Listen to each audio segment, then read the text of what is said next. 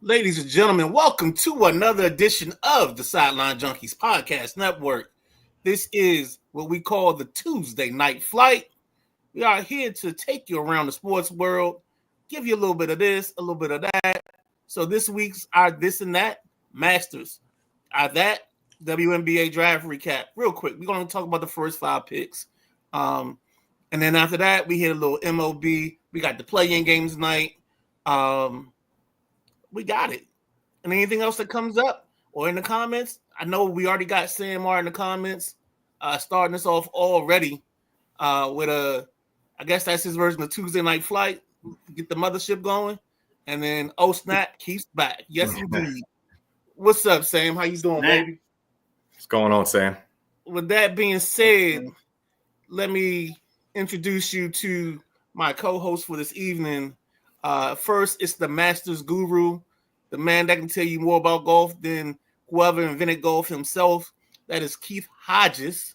We haven't given him a nickname yet, so we're working on that.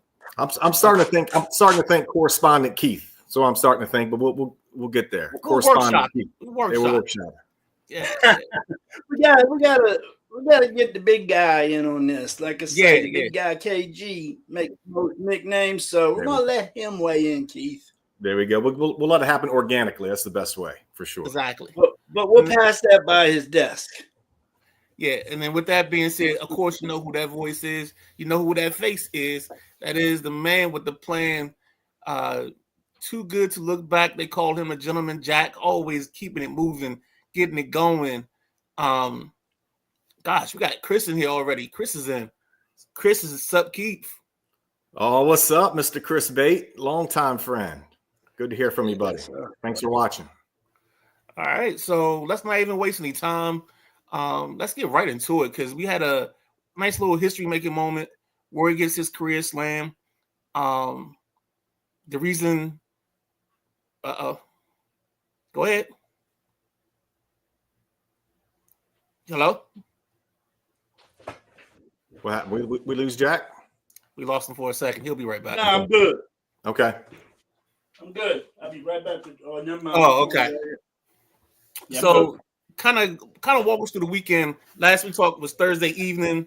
Yeah. Kind of had our leaderboard up, and now we get Friday. We get some people to fall off Saturday. Get us a nice group at the end. Just your thoughts. Well, it was an all-time great legendary Masters. You know, three. I'm gonna hit you with some ease. You know, I thought the Masters was exhausting that final day. It was excruciating, and it was also highly entertaining. You know, you could tell Rory was incredibly shook and nervous when that thing started. You could see by his play he was extremely inconsistent and erratic. He did un-Rory-like things. He did Keith Hodges on a Saturday afternoon at Enterprise. He had some really poor moments, but credit to him. You know, he was carrying the weight of golf on his shoulders. You know, winning a career Grand Slam is an incredible feat that only 5 other guys have ever accomplished. So, he plowed through. He got it done. Another note was Justin Rose was a guy. You know, he had the lead when we talked on Thursday night, and I thought he would back up a little bit, and the field would come get him, and they did. Right, those things happened. That weather came into play, and the field kind of chased him down as he backed up. But to his credit, you know, his final round on Sunday was legendary within its own self. You know, the shot he hit in that playoff, it was unlucky. It hit the bottom of a mound, and he ended up being about 16 feet away when it could have been easily 4, 5, or 6. You know, a more makeable putt. So, you know, give Justin Rose, who now the last 2 majors is lost in a playoff, which is unfortunate for him. But he did great on Sunday. Oberg is a guy we talked about a lot. My man Oberg, by 3-putting 18 guys, lost himself $550,000 by kicking the ball around on the last hole. Can you imagine? You imagine that? And that hole, guys, is kind of funneled. It's designed. 18's designed to spin the ball back into the valley, you know, and be able to make some birdies and see some legendary final golf on the last day of the Masters. So another note I had, guys, was Liv. Other than Patrick Reed, Liv had a terrible showing. Phil, Koepka, Sergio, Cam Smith, next guy, Cam Smith, DJ, all home, all played poor. So that was a note. Some of the guys we talked about, I really loaded up on Morikawa from a betting perspective. Right. The metrics, like I told you guys, the metrics really, kind of pointed towards him. He ended up 3 under par, so not the best bet there. Bryson, looking back at Bryson's numbers, his first 3 rounds were really kind of fraudulent. He sprayed the ball all over the place, chipped and putted incredibly, and that's kind of why, and capitalized on the par 5s. But that's why he was up there. But he was spraying the ball. He was in the rough a lot, and then that once the ball got wet, he struggled a little bit. Denny McCarthy, the local product, we talked about him. He did end up making the cut, finished even par.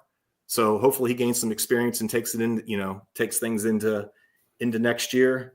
I don't know if you guys know this, but the top 12 in ties automatically qualify for next year's Masters. Max Homa is one of those guys. He struggled with his game. He's a super talented guy. He ended up in the top 12, so he qualifies for next year's Masters. So I figured that was noteworthy. But that's a quick summary, guys. I want to hijack your podcast like I did last Thursday. Any questions you guys have? Any thoughts? Any questions? Just let me know. Man, go ahead, Jack. First of all, I see a few from the picks we did. The 3 of us did some picks Thursday of who we thought was going to climb up this board.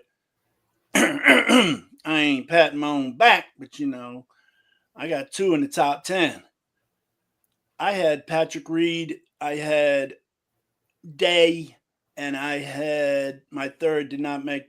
No, I had Bubba Watson, and I thought you had Cam Smith. No, that was you. I was in that letter. Okay. And Keith had DeChambeau, that local boy, Oberg, and who? Oberg. And Oberg. So he had 2 right there, 5 and 7. Midnight Rider. Who'd you have? You had. I know I had Hovland. You had Victor Hovland, and you had not Morikawa, but the other.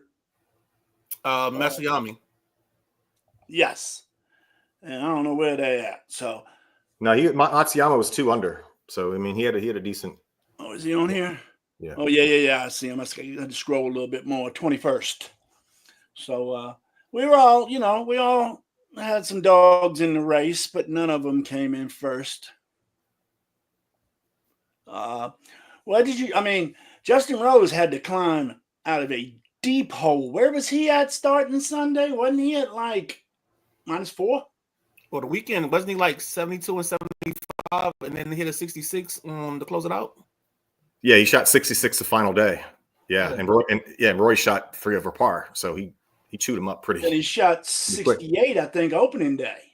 Yeah, he had 10 birdies. I mean, what people are forgetting that Justin Rose had 2 bogeys that he should have never even been in that predicament. I mean, he almost. I mean, knowing hindsight is what it is, but if you would have known what Rory was going to do, he could have won the tournament outright. To be honest, I mean, it was pretty alarming. That was a wild day, guys. The ratings up 33% from last year on the Masters, the highest rating since 2018. So CBS paid some bills this weekend for sure. Mm-hmm.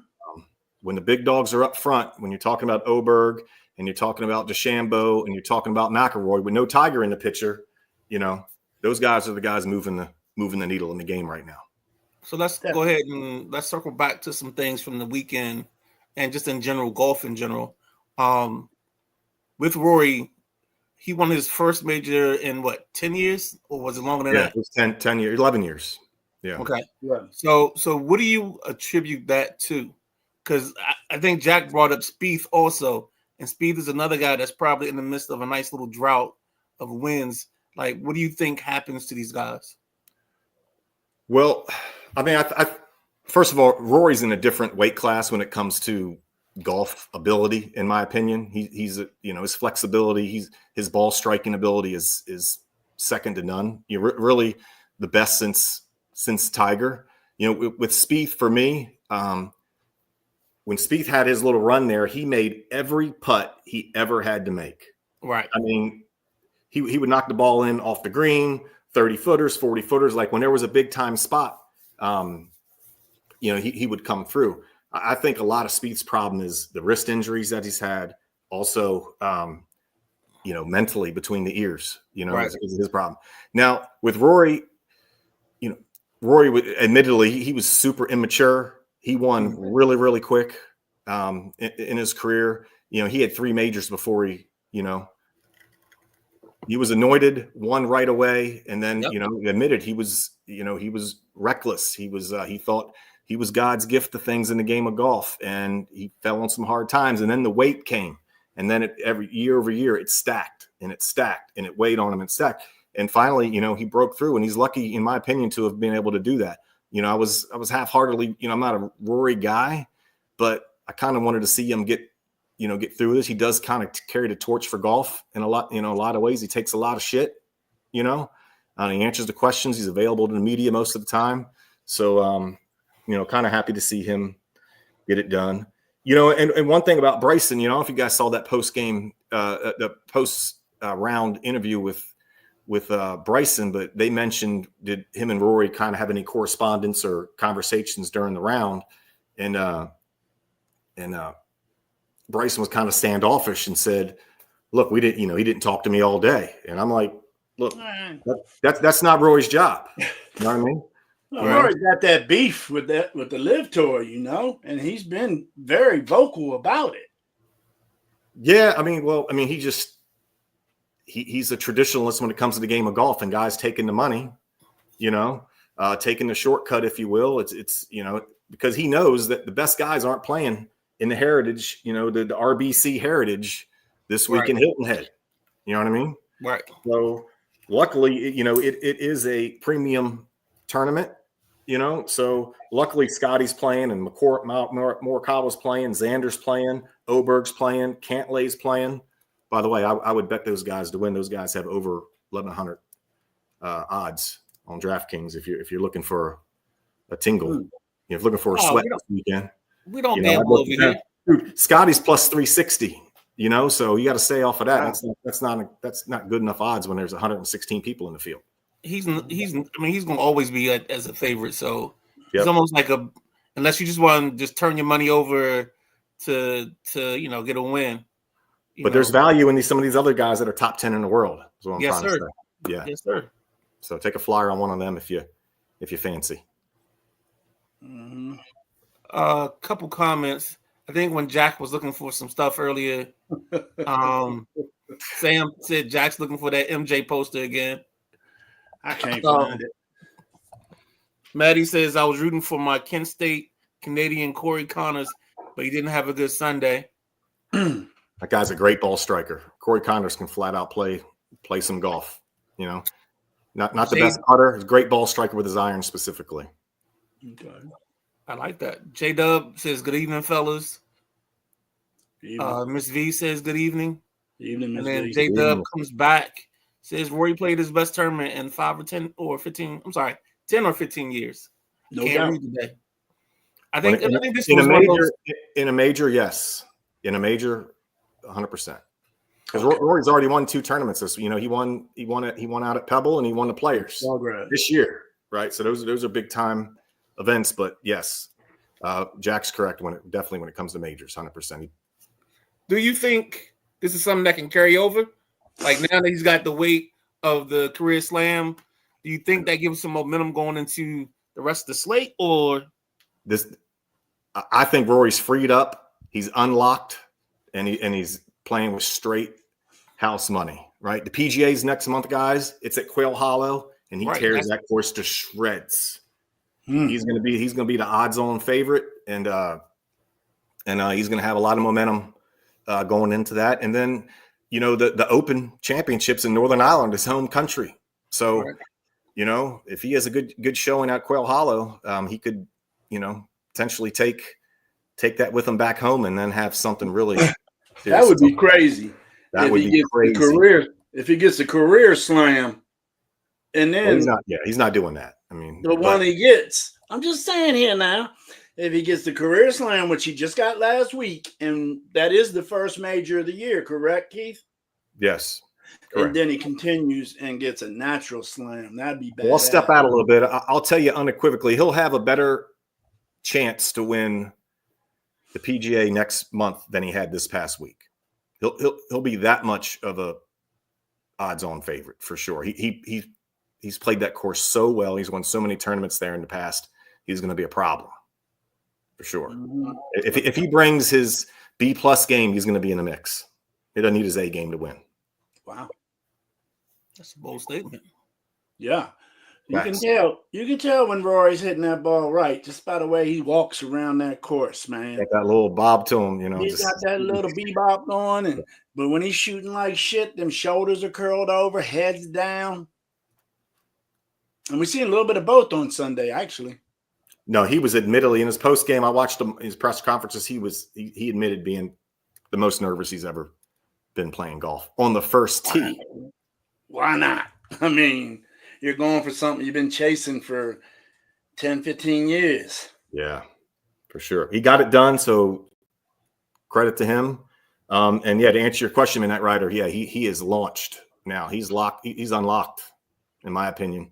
I think and so. The sky's the limit. I mean, he could be a 10, 11, 12 time major champion by the time, the next 3 or 4 years are over for sure. Wow. Yeah, he's gonna win. He's gonna win one a year here for the next couple of years. I think he's that good. I think the way he won this is the key to it, because he battled his demons, he battled his inconsistent play, he battled his nerves, and I think he got something accomplished that he's wanted to do. So now, and that's kind of why I asked, because I feel like he's unlocked a level of comfort now that he should be walking around these events with a level of arrogance, thinking he should win it and not if I can win it. Well, yeah, another noteworthy nugget is going to be what happens with LIV, right? Because there's so many really good players still in LIV that aren't going to play in these other majors. That they're not qualified to be there, so it shortens. He's going to have to beat Scotty, and he's going to beat Zant. He's got to beat Oberg. He's going to have to beat sort of the usual suspects, right? And there might be somebody that comes through and Corey Connors, like we talked about earlier, that has a great tournament, but for the most part, the field he's going to have to beat is not what it should be, unfortunately. Right. Yeah. But when Rory was going into extra holes, you talking about his nerves before the first tee.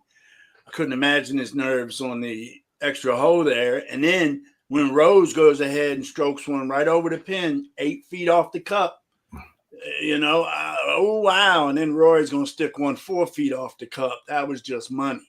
That was unbelievable. Yeah. I mean, I thought he would hit his drive wayward there, especially after Rose, piped his.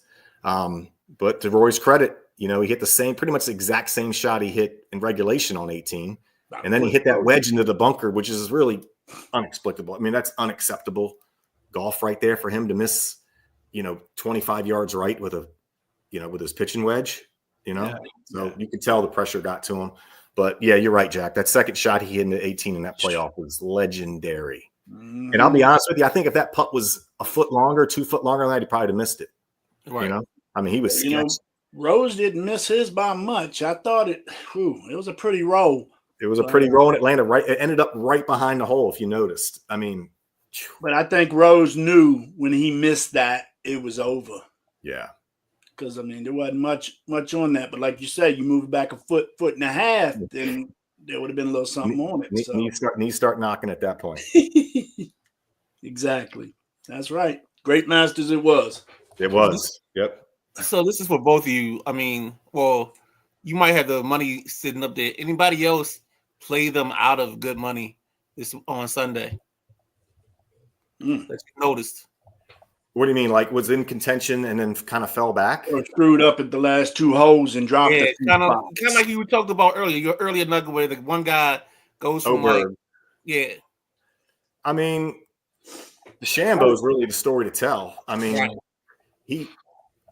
there was a lot of sharp money, if you will, on him to get this thing done because the odds were beneficial, and he shit the bed. It was the way he was playing golf. Unfortunately, wasn't sustainable. He admitted to it, and he's like, look, I kind of kicked it around and made a couple shots off the green and chipped one in from the fairway. A little.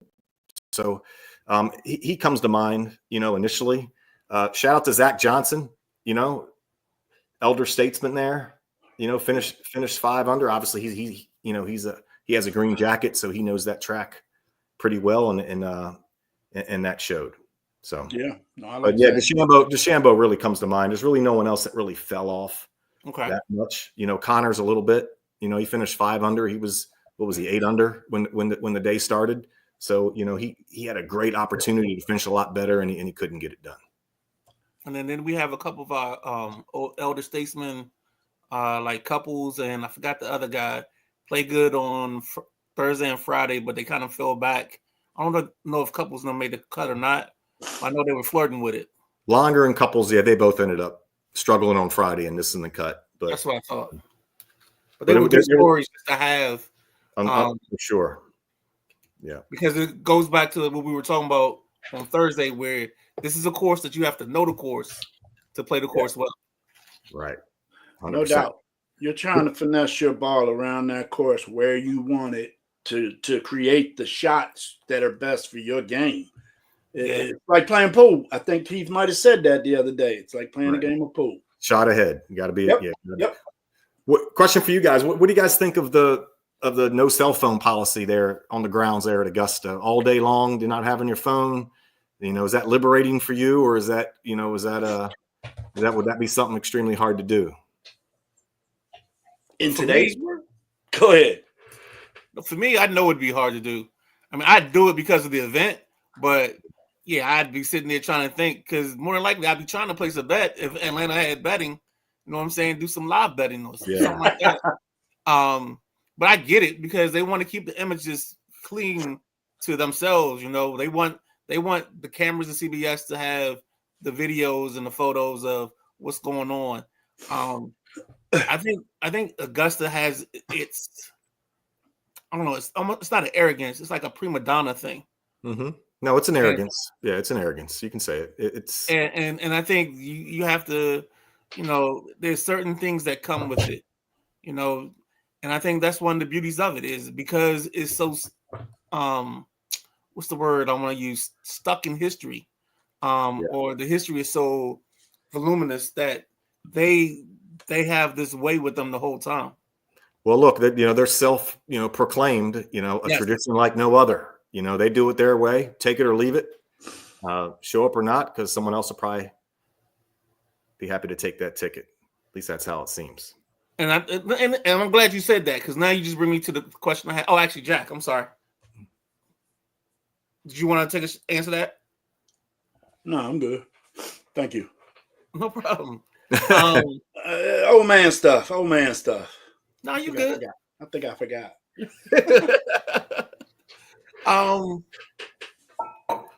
The how do I want to phrase this? The fact that Augusta is the only one that you play every year in the same place at the same time. I know that's part of the key to it being like no other, but do you ever think there will be a point in time they take it away from Augusta and do it somewhere else? No. I didn't think so. No, unless they did something with what they're asking for TV rights and things like that. They already make CBS. I think Cadillac's really the main sponsor there. They only have like 6 minutes of commercials, 6 minutes of commercials an hour. Right. The other event, there's TV timeouts. We're stopping the clock. We're making money. Like if you want to, and CBS has had this tournament since the 50s, guys. I think. It's like one of the longest standing broadcasts in television, let alone sports. So it's not going anywhere. No. And then to tie a bow into this golf conversation, our next 2 majors are PGA. Yep. What was it again? Quail Hollow? Quail Hollow. Yep. And then what's the next one? After that's going to be Father's Day. It's going to be the U.S. Open. Okay. It's going to be at Oakmont, right outside of Pittsburgh. Okay. Fast track, hard track. Yeah, it's going to be a great summer of golf. Looking forward to spending some time with you guys as we start to clock these majors and document them as we move forward. Oh, definitely. You already know you got a spot in any major coming up, baby. There we go. Just put it in the books. Sounds good. All right. With that being said, a couple comments. Jack says, hello, Rachel. Yeah. Where's Rachel? I don't know. Neither do I. I'm just going with what he said. And then No. Maddie Ice says, love it. And with that being said, where'd you want to go next, Jack? We got WNBA draft. All right, here we go. Our foray into the WNBA draft without our expert KG, but we're gonna give it a whirl anyway. First and foremost, just general reactions, gentlemen. If you watched it, if you didn't watch it, reactions to just what you saw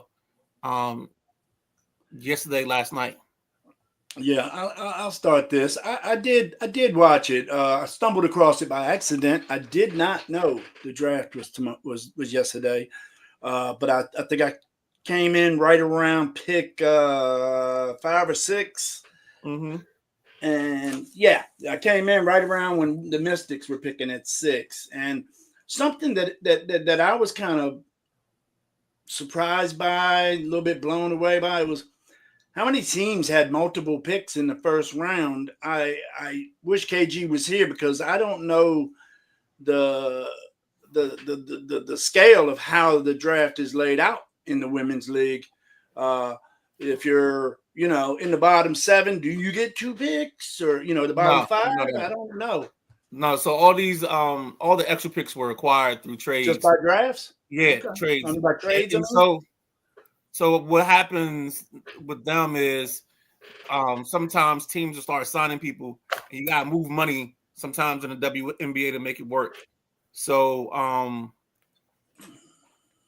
the Mystics just knew that they were gonna have a couple. I think the Mystics saw ahead of time that they were gonna have a couple spots open, and it's also the way that Dawkins and company that run / the Wizards Mystics operate. They operate in taking enough shots at the apple, getting 2 or 3 shots, especially in the first round, and making it work that way. And I think with this draft, they actually got good shots at the apple. Kiki, go ahead. Could the shots have been better if some of these NIL players would have came out, right? That's where I feel like the picks. The research I've done, and actually, I thought the broadcast was well done. By the way, last night, a little bit that I saw. Obviously, ESPN knows what how to run one of those. But yeah, man, 3 picks out of the first 6. That's a heck of an opportunity to rebuild your. It is, roster. And the Dallas Wings had 2 in the first 12. Chicago had 2 in the first 12. Connecticut Sun had 2 in the first 12. So that's 8 picks right there. Yeah, some of your bigger salary teams take the first round and move out of it so they don't have to worry about paying that money in that year. And then the other part of it is also roster size. Sometimes you got so many people, like you had a big draft the year before, you can't keep adding because you have to cut some people. Mm-hmm. But last night, I think, of course, Paige went 1, yes, which I think a lot of people expected. The only person that could have challenged her was a young lady that went 2. If somebody has her name, I forgot. I just looked at Malanga. Yeah, from France. I think she might be the rookie of the year. Ooh. I've watched Malanga. I don't think it's gonna be Paige. No, you don't think she's Denny Advia? No, I'm just joking. Well, that girl that the Mystics picked at 4 is nice too, from USC. Right. Yeah. Kiki's the one that carried them. Kiki, how you say her last name in there, Ronner?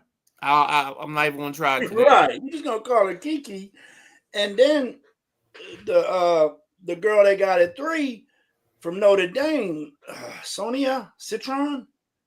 She's solid too. So Is she a point guard? She's a guard. She's a 2. I think she's a 2 for the most part. And then the girl they picked at 6 is really. I mean, she's 5'6". She's from what everything I've heard, she's a heady player, high IQ distributor, right?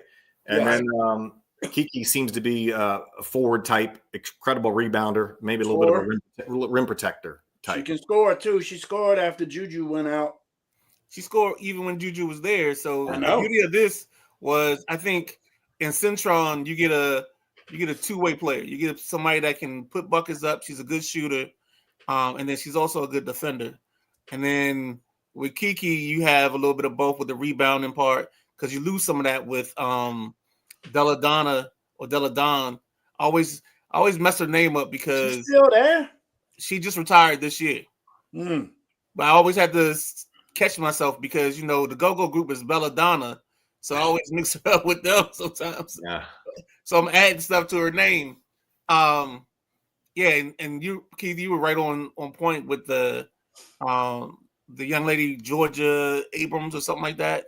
Georgia Amore, I think it is. Yes, Amore from Kentucky. I knew the first letter was an A. I was in the building. But no, so yeah, I think she's the heady point guard. I think they had 2 other picks, second round and the third round. I think that's just them taking shots at the apple. If you watch the guys this year, like the trade that they made with Kuzma, where they picked up the kid AJ Johnson, that was their shot at the apple. And I think the kid's going to turn out to be okay. And I think that's what they're doing here. With Paige being in Dallas, I think that's huge. I think you mentioned something earlier about the NIL situation. Yeah. I think you're 100% right that this would have been a better class, but it also gives you have 3 picks in the top 6, right?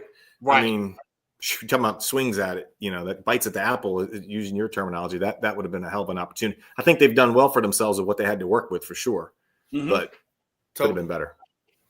But let's jump into that a little bit, because, you know, the salary structure is what it is in the WNBA. And unless you play in the Unrivaled, I mean, you're not getting that top tier money that you would as a male. And a lot of these young ladies are making the same amount or more by staying in school. Now, there's a benefit to that too. I think you don't have the same draft class, but you get another year of great competition between teams. I think that's where we benefit, because maybe we get a better tournament this year from people staying, as opposed to the blowouts we had this year in the Final Four with the young ladies especially. Yeah, you just reverse engineered the draft. I like that. That's impressive. Yeah, it's a good thought. Explain this to me, guys. You guys might have more WNBA experience than me. College players. Mm-hmm. Do they have a time that they have to stay in college before they can enter the draft, like NBA, or how's it work in women's college basketball?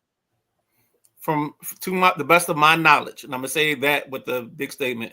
Okay. I think they can do whatever, but I think the difference is the price. Mm-hmm. And I think that first contract in the WNBA isn't life altering money. So the motivation to leave isn't the same as it is for the men to leave early and start your clock early on your contract. Okay. But again, you got to be 22 years old as of the calendar year of the draft. Well, there we go. Thank you, Keith, with the quick hands. Yeah, there we go. J-Dub says there's only 12 in the league. True. Talking about teams. Yep. And then question is, does the NBA start on time? Ooh, that's a good question. We might have to talk about that real quick. Glance over it. So yeah, there's a CBA that they are trying to get signed done before the season starts.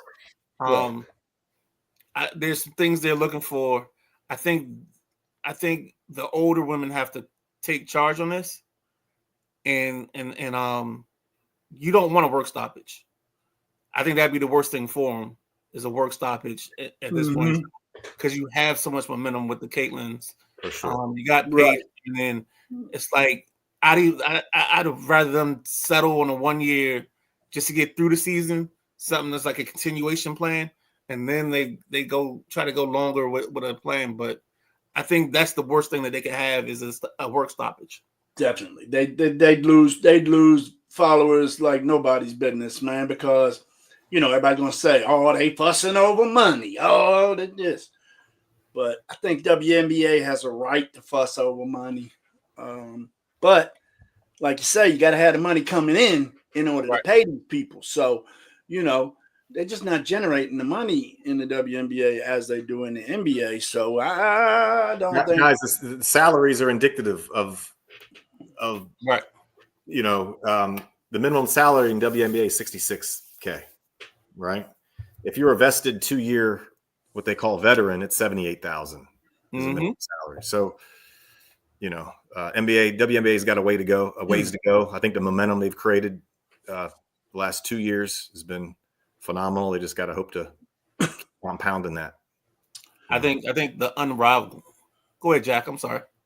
No, you ain't going with me, but I was getting ready to just throw something out there. Did y'all hear about the young lady from TCU, Sidonia Prince? I did not. No. Okay, here it is. She was, from her years there at TCU, she was projected to be a top ball player in the draft, maybe somewhere mid to late round first.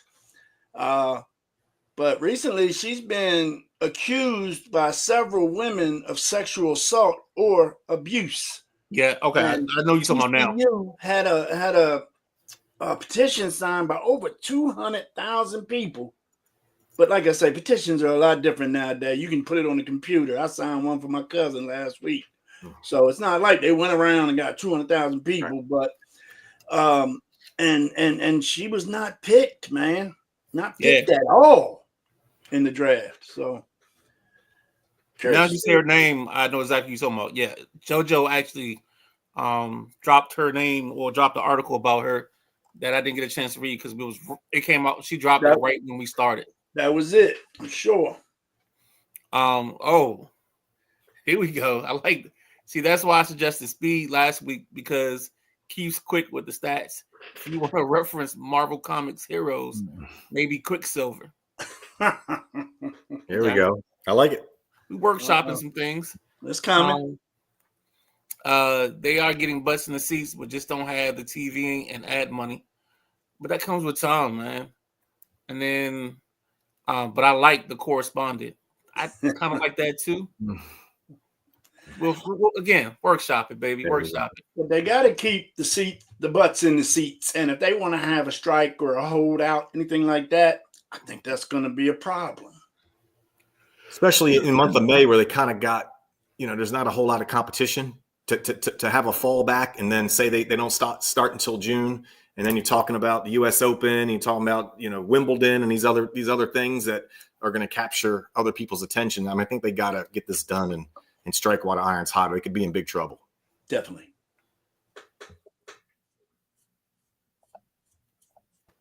Sorry about that. Woo! Run your show. No. I just had to cough real quick. Anything else, like last minute comments, anything, observations from this WNBA draft? No, I'm good. Okay. All right, cool. Jack, where you want to go next, Jack? Baseball. We're talking baseball. To the MLBs. All right, Jack, take it away. I ain't got nothing to take away now. You the one to put it on the sheet. All right, let's talk about it. First thing I want to talk about. Hey, all you gotta do is say less. I know. So this week, I think we've seen the tale of two evils. Last week or opening weekend, there was nothing but talk about the Yankees and the infamous torpedo bat. And up until yesterday, the Yankees haven't been hitting the ball like they were the first weekend. I think yesterday they had 4 home runs yesterday, maybe 5, and that kind of got them back on track. But it also helped us kind of get away from the argument of Are the torpedo bats cheating? Are they legal? I think they kind of came back to the pack, and I think that's one thing that early thoughts, and then just the fact that it was the Yankees, I think kind of propelled the torpedo bat into a platform that it didn't need to be put into. Any thoughts? No, just not enough data. Being a stat guy, right? Myself, first week of the season, we're talking about these torpedo bats. I mean, the Yankees pitching, in my opinion, was suspect. They're hitting all those home runs, right? Credit to them. But I think you need a larger sample size to really make sort of any proclamation on the torpedo bat for sure. Jack? No doubt. No doubt. My guy. Yeah, no, I agree with what you said. There's not enough data to say if this torpedo bat is going to help people or what. It was just hot at the time, and so happens it was hot with players that play for the Yankees, so it got put on the front page.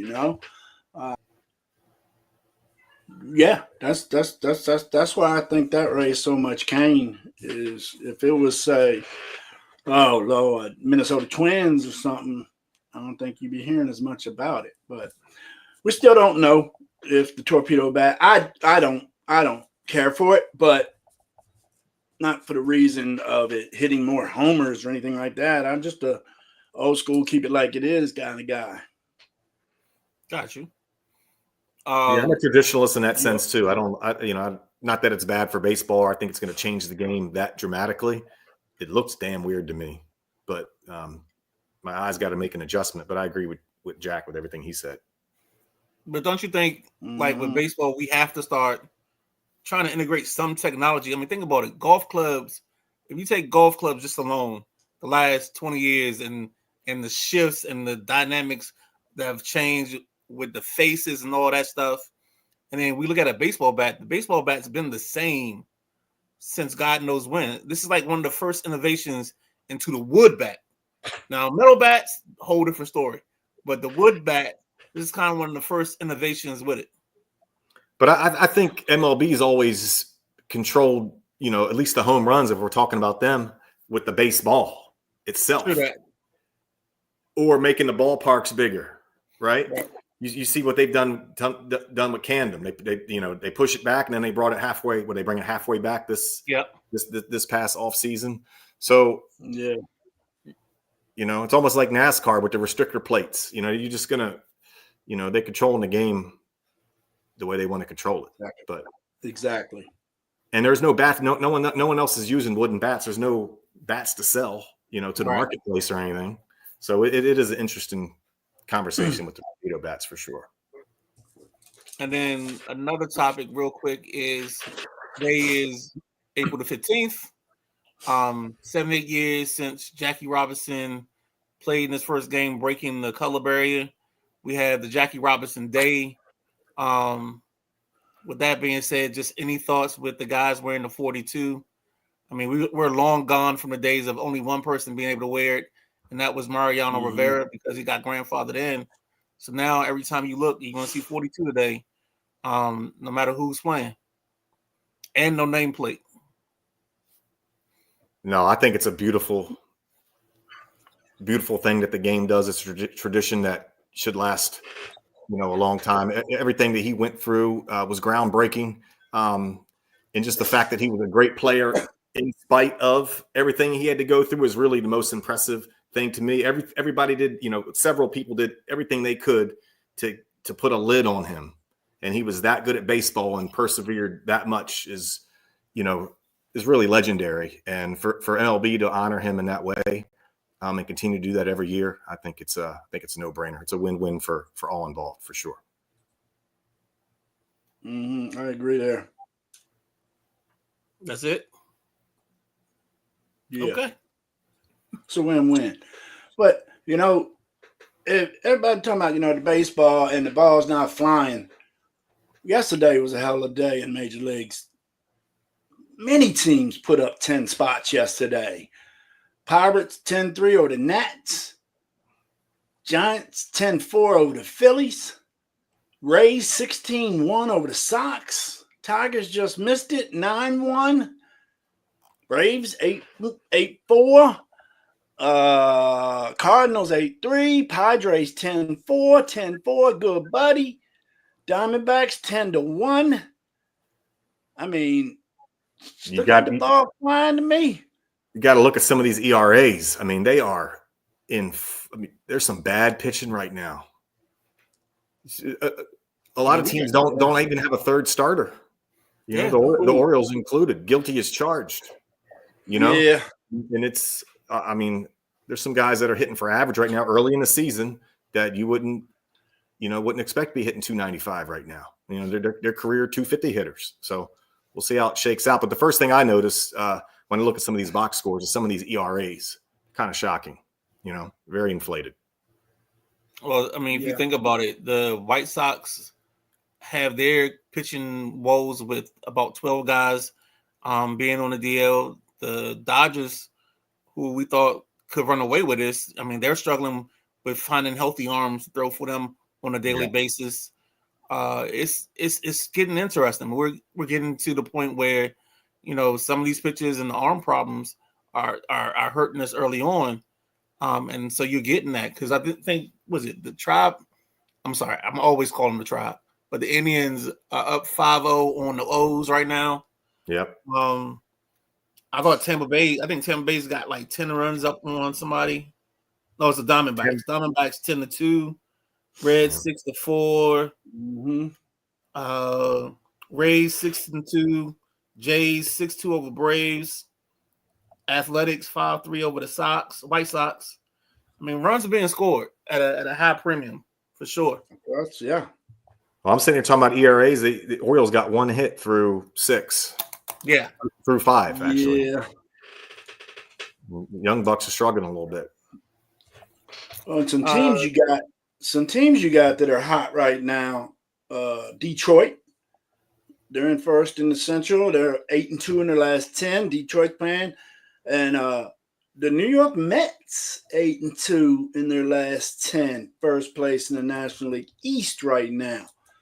So, you know, some of these teams that, I mean, I know it's only 3 weeks in this season, but some of these teams that are riding that first place train, I wouldn't expect. The Cubs, I mean, the Reds are right behind them. I do think the Reds are going to make big steps this year. I think the Reds and the Twins is who I expect to make big steps. The Giants are doing all right. That whole division is going to be tight down there. Who else we got? The Yankees where we thought. Blue Jays where we thought. Tigers and Guards in the Central. Angels and Rangers in the West. Rangers, I didn't really expect to be that high, but the Stros, you know, you never know what the Astros are going to do, man. They can hang out middle of the pack. Then it comes the last couple weeks of the season, boom, they're all in your face. So you can't count the Astros out, but early on, things aren't really showing out the way some people thought. Well, yeah, that's why we play 162 of these, though, because early on means nothing. It means nothing. Absolutely. And it's funny you even brought up the standings because I try not to look until I get into June and July because that's when it starts getting – because you got to have them warm months when it's 100 outside and everybody's playing in the heat instead of playing in 40-degree weather because, everyone's got 100-plus games left. It's a lot. I had to look, Midnight Rider. I wanted to see how many wins your White Sox got. Well, they win every time I bet against them. They got 2 more wins. They do. They sure do. Gosh, man, if you look at my bet card, you think they were 14-2 because it seems like every time I put something against them. Well, they're 14-2, but they haven't won a game on the road yet. They're 0-6 on the road. They had some crazy stat last year, like they didn't win on a Monday or something. Is that right? Like that. Yeah, they had some ridiculous thing last year. Let me hit Maddie's comments. Sure. He's got a couple, and Chris got a couple. The AL is a muddled mess. San Diego, San Fran, pleasant surprise. For sure. Whatchamacallit? Fernando Tatis had 2 home runs last night. Yeah, I know he did, but I needed somebody else to get one. And so did Soto had right? one. Soto got one, but I needed Alonso to get one too. Shout out to Cheyenne Sellers from University of Maryland for being drafted. I think she was the 2nd pick in the 2nd round. Mm-hmm. I heard them talk about her all day yesterday. So congratulations to her for sure. I think she's going to make an impact because she's a nice fit where she went. Plus, she plays defense. Matty Ice, interesting statement. 42 is awesome, but July 15th should be similar for Larry Doby. I hear you, and I know where you're going.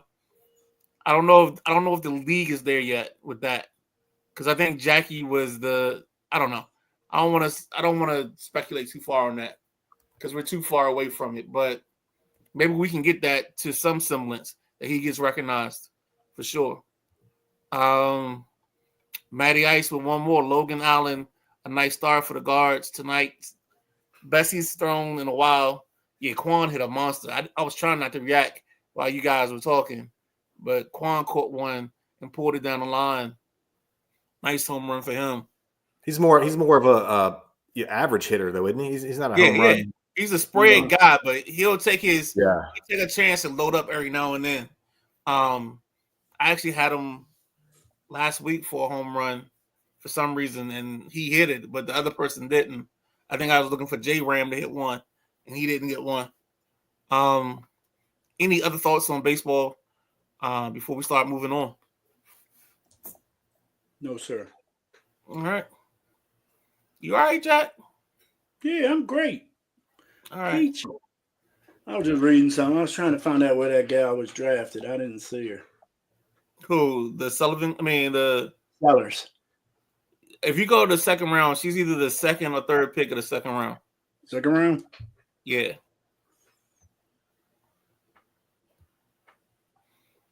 All right. And with that being said, let's get on into some NBA playoffs and play-in. She got picked by that Golden State team. Yep. 5th pick of the 2nd round. I don't know. What are they called? The Valkyries? Yes. What the hell is a Valkyrie? Is that like a shillelagh? No, it's not like a shillelagh though. It's not a shenanay. It's not a shenanay. Valkyrie. Go ahead, look it up. I know your hands. I know you want it, Keith.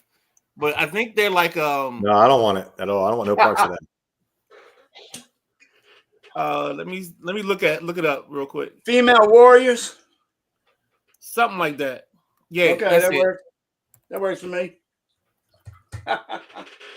No shillelagh. They had me on that shillelagh thing a while back, boy. I said, "What the hell is a shillelagh?" That's probably one of the funniest nights on the show.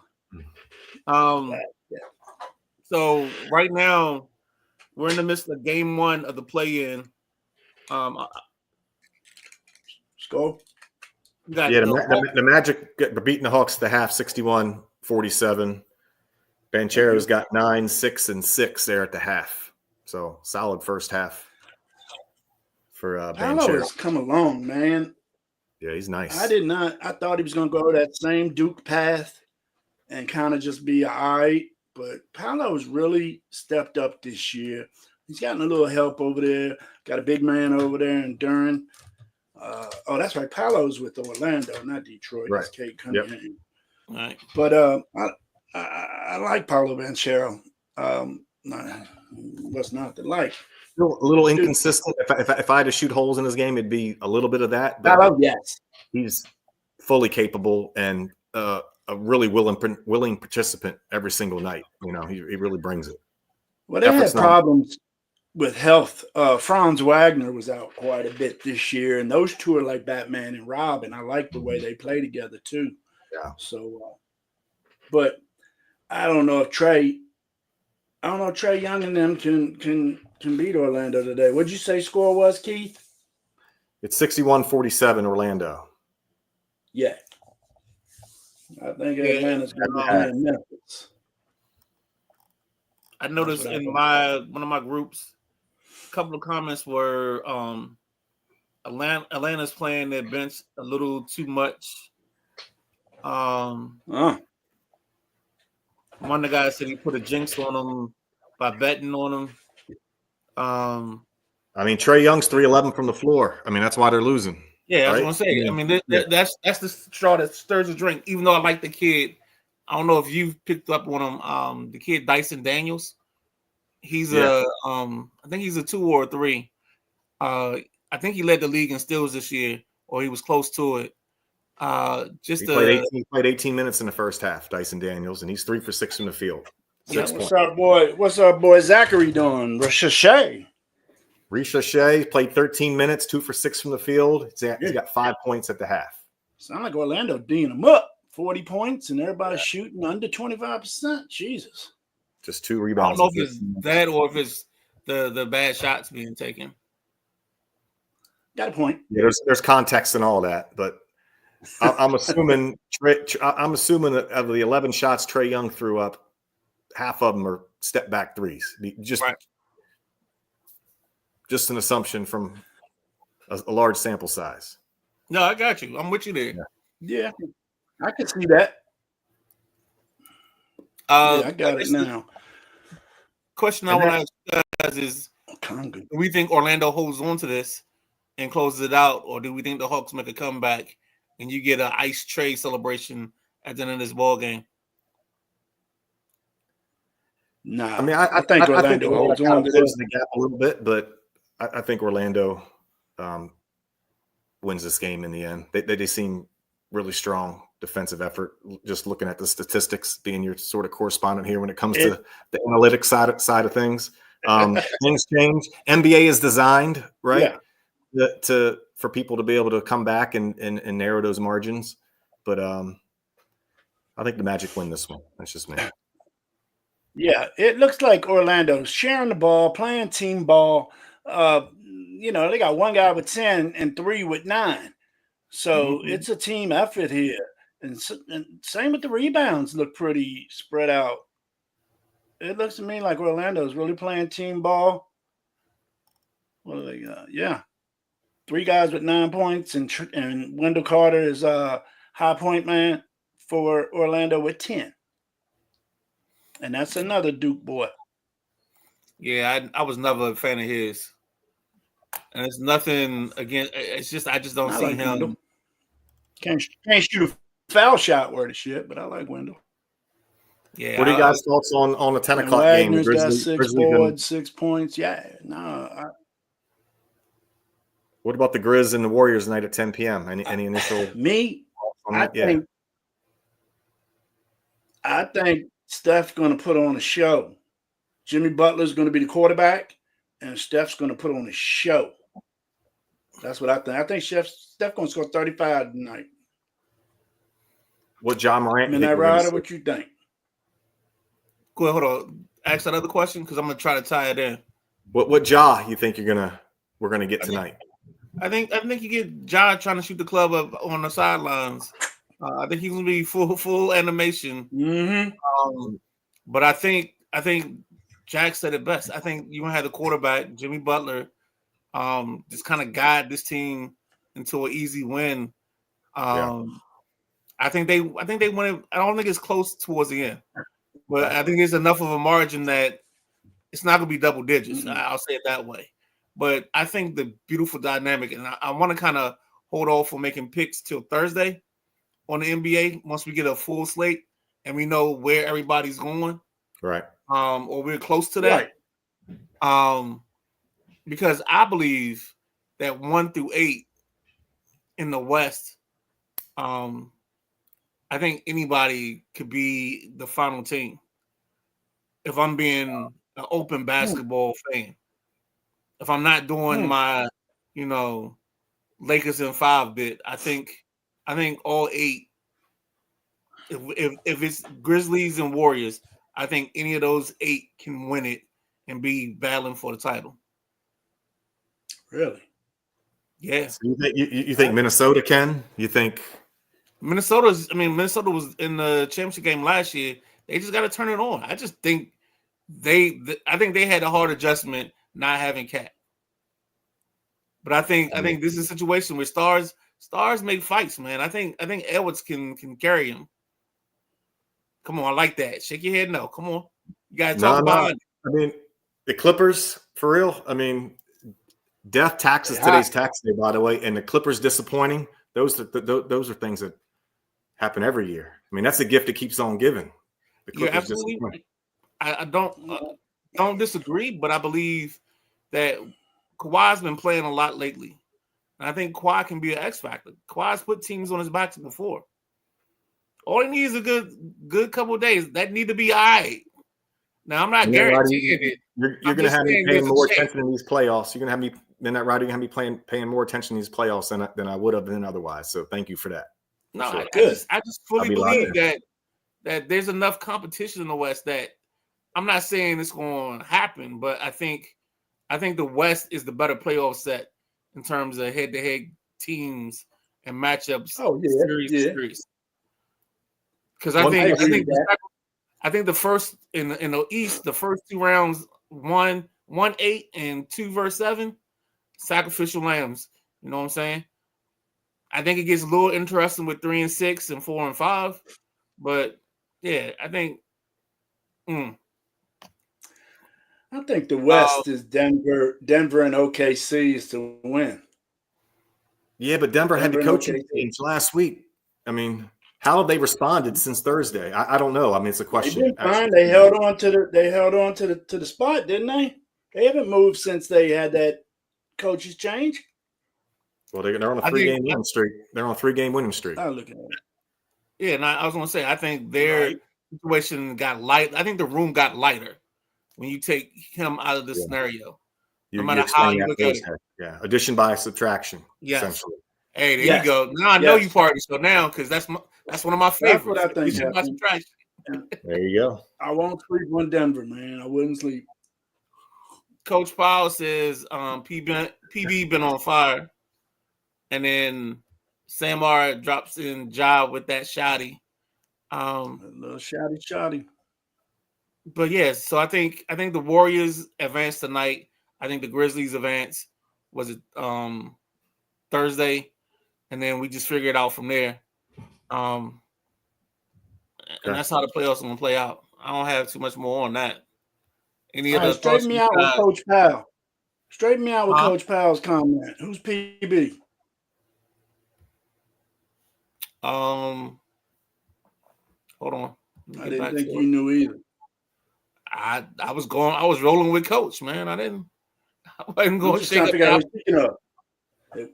We were baseball, then we went basketball, but I don't know who he's talking. PB. Oh, Paulo Banchero. Okay, good one, Coach.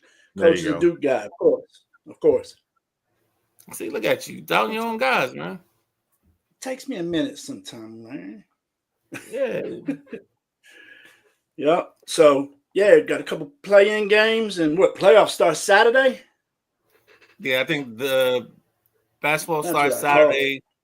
I think NHL starts Saturday. So you get a nice slate of that once they figure theirs out. Really? Yeah. Wow. Yeah, and because the way it looks now, the Caps are probably playing Monday. Based on everything playing out, but that's the early look. I don't know for sure. But with that being said, let's get to that time. Gosh, we done made it through this, and I might be able to say we don't do no overtime tonight. Yes, sir. Well, did you mention the games that are set up for tomorrow? Did you already mention that, Bub? Hey, let's go back. See, that's why you on the show, baby. Let's just get the schedule out for tomorrow. Tomorrow we got the Miami Heat playing the Chicago Bulls at 7:30 in Chicago, and then late game is going to be Dallas Mavericks versus Sacramento Kings in Sacramento. 10 p.m. start on that one. Do we want to give picks on these two while we're here? I mean, if you feel froggy, let's jump. Okay. I'm taking Miami in the first one and Sacramento in the second one. Miami, I just think the Bulls are on a downslide. I don't think the Bulls should even be here. And the Kings, I don't think Dallas should even be here. Yeah, that team is. These are playing games. They're hard. They're hard to pick. Yeah. But yeah, I mean, ragamuffins over there in Dallas, though. Yeah, So, Miami, what you Dallas got, is Keith? probably. I go the road teams, Miami and Dallas, just because I had to pick somebody. But I don't, feel great about. Oh, you picked Dallas. Okay. Yeah. Midnight Rider? I'm gonna go Miami and I'll go Dallas too. I think Anthony Davis, barring injury, puts on a show tomorrow night and tries to carry that team into the next round. Interesting. Okay. That's good. Because I think he was trying to do that earlier and then he hurt himself. But if he's got any kind of health going on, or if he's good to go, I think he's going to try to. I mean, that's such an oxymoron, putting the words healthy and Anthony Davis in the same sentence. But Right. But I He's think in and out, boy. But I think that's Dallas' only chance. Dallas's only chance is if he comes out and he plays like he's one of the top 5 players in the league, healthy, and puts them on his back. Ain't seen that too much this year. No, you haven't. So we come to the part of the show where it's time to wrap that shit up, B. This could be any topic, any sport, any situation, something that came across your timeline that you saw while we was doing the show, something you want to mention. Yeah, I'll go first. Shoot away. How about this? Happy birthday to the Pasadena Community College and New Mexico product, Mr. Michael Cooper from the LA Lakers. Happy 69th birthday. Cooper. Another quick thing. I noticed Jalen Ramsey once out of Miami. I saw the Commanders kind of linked or tied to some of that talk. With that, I think that's a guy wouldn't be the best for this particular locker room at this particular moment. That's just me. Your thoughts on that? And the last thing for me was, did you guys see Ovechkin on McAfee? I think it was yesterday.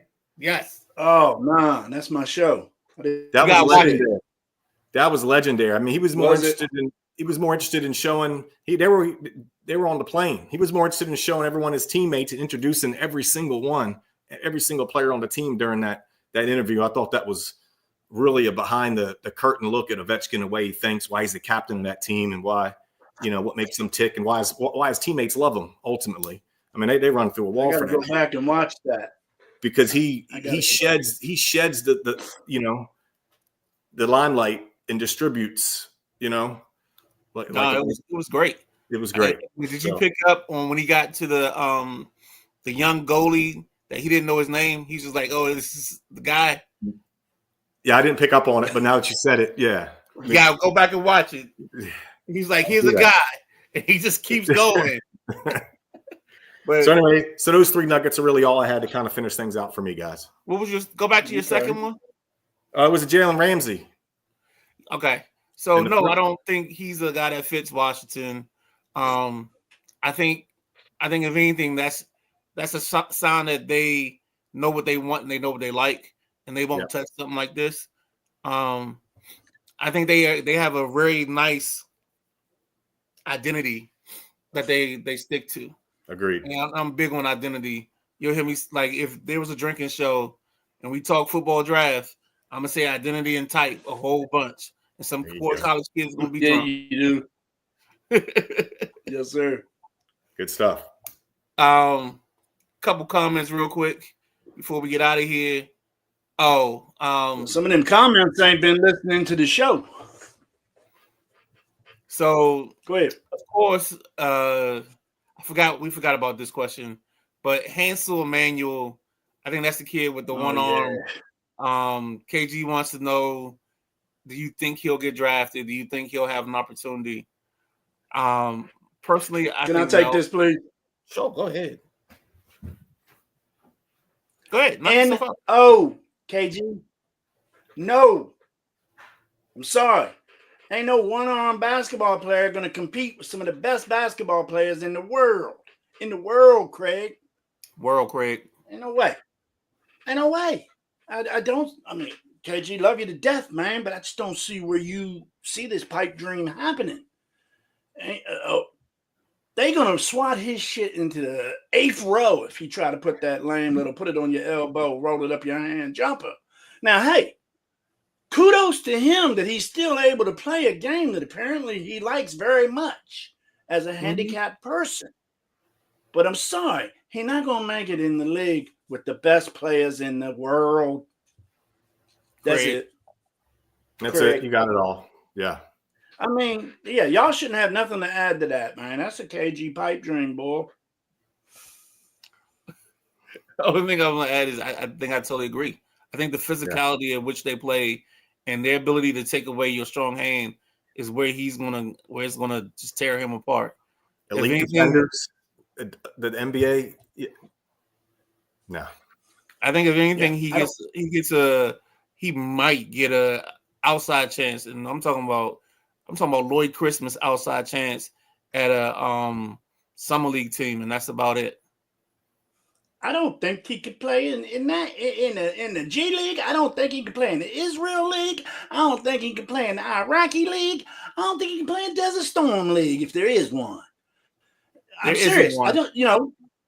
A lot of guys that can't make it in the league make a great career, a great amount of money overseas. I got a couple of friends that did that, but he's not, man.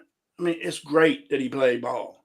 Well, think about, we had Shaquem Griffin a few years back, was an NFL player as a defender and struggled. I mean, he made the roster initially, but I don't know if I'm not even sure he made it past his rookie season. He's playing straight defense and no obligation to catch the ball or distribute the ball or shoot the ball, throw the ball. He played 2 seasons, I think. Instantly became a special teamer, so he survived there for some time. But yeah, absolutely right. Sam Morris, his 78th anniversary of his ML debut. He ain't no slouch, but okay, I watched him for the last 5 years. Okay. Next one. What if NBA paints a circle on the floor where he can stand and make his one-arm shot? Nobody block it. Equal opportunity. I love Sam R, man. Yeah, that's like. Go ahead. That's like putting the special needs guy on the football field and having fun with him, man. I mean, it's not going to happen. All right, Jack, you got anything else? No, I'm fine today. Thank you, sir. And Mr. Keith, the correspondent, you good? I'm good. I gave you my three little going away presents. So only thing I had is Don Hasselback passed away yesterday at the age of 70. I forgot about that. I think that's the only thing I got. With that being said, I want to thank all the viewers in the comments for commenting, all the people that watched. If you haven't done so yet, please click like and subscribe. Tell your friends, tell a neighbor. We got an interesting show for you tomorrow coming up in the passenger seat with Jack Carr. Our scheduled guest, and keeping our fingers crossed, will be Chris Russell from the Chris Russell Show on Team 980. All signs are pointing to go, but I still want to hold out just in case something crazy happens. But yeah, so that should be our guest. You should have a fun show tomorrow night, 8 p.m., same place, same bat channel. With that being said, I can actually say we don't do any overtime because we're at 1 hour and 14 minutes. That's right. To steal this from Maddie, but I love the way he says it. When you get a chance, tell the people you love that you love them, because tomorrow isn't promised. And with that being said, this is the Sideline Junkies. This is the Tuesday Night Flight. For the correspondent, for the Gentleman Jack, I'm the Midnight Rider. Enjoy your evening. Thank you.